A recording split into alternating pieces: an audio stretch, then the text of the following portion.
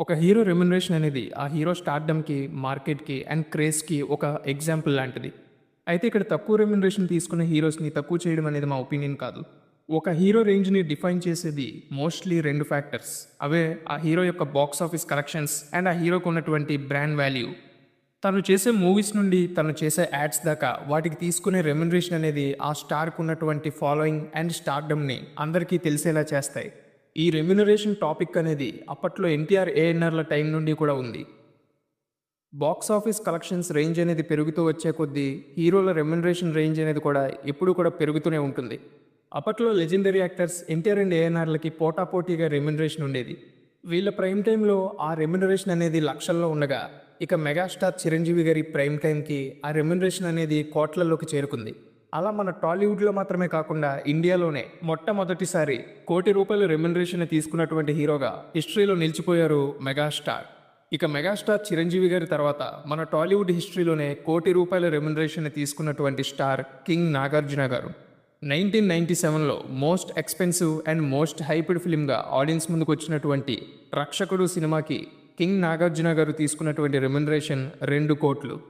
ఆ టైంలో India wide ఇది సెన్సేషన్గా నిలిచింది.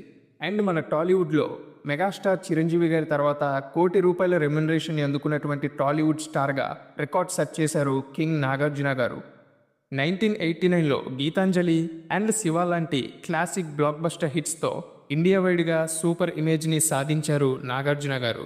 ఆ తర్వాత 1994లో ఆడియన్స్ ముందుకు వచ్చినటువంటి కింగ్ నాగార్జున గారి హలో బ్రదర్ సినిమా ఆ టైంకి మన టాలీవుడ్లోనే all time biggest blockbuster హిట్స్లో ఒకటిగా నిలిచి ఆయన స్టార్డమ్ని మరింత పెంచింది. ఇక 96లో ఆడియన్స్ ముందుకు వచ్చినటువంటి నిన్నే పెళ్లాడతా, ఆ తర్వాత వచ్చినటువంటి అన్నమయ్య సినిమాలు ఒకటి ఇండస్ట్రీ హిట్, మరొకటి బ్లాక్ బస్టర్ హిట్గా నిలిచి సౌత్ ఇండియాలో ఆయన స్టార్డమ్ని మరింత హై లెవెల్కి తీసుకువెళ్లడంతో తరువాత ఆయన చేసినటువంటి 'రక్షకుడు' సినిమాకి 2 కోట్ల రెమ్యునరేషన్ని చార్జ్ చేశారు నాగ్.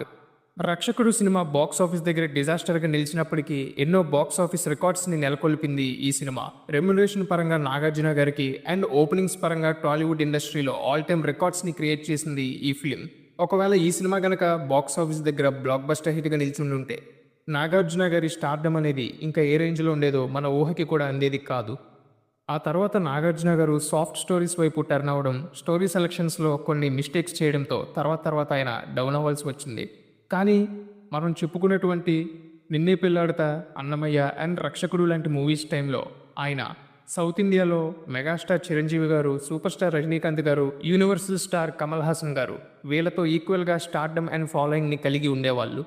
సో ఈ విధంగా మెగాస్టార్ చిరంజీవి గారి తర్వాత ₹1,00,00,000 రెమ్యునరేషన్ అందుకున్నటువంటి హీరోగా టాలీవుడ్ హిస్టరీలో నిలిచిపోయారు నాగార్జున గారు. మరి చిరంజీవి గారు అండ్ నాగార్జున గారు వీళ్ళిద్దరిలో మీ ఫేవరెట్ హీరో ఎవరో, వీళ్ళ ఫిలిమ్స్లో మీ ఫేవరెట్ ఫిలిం ఏదో కింద కామెంట్ చేయండి. దీనిపై మీ ఒపీనియన్ కూడా కింద కామెంట్ చేయండి.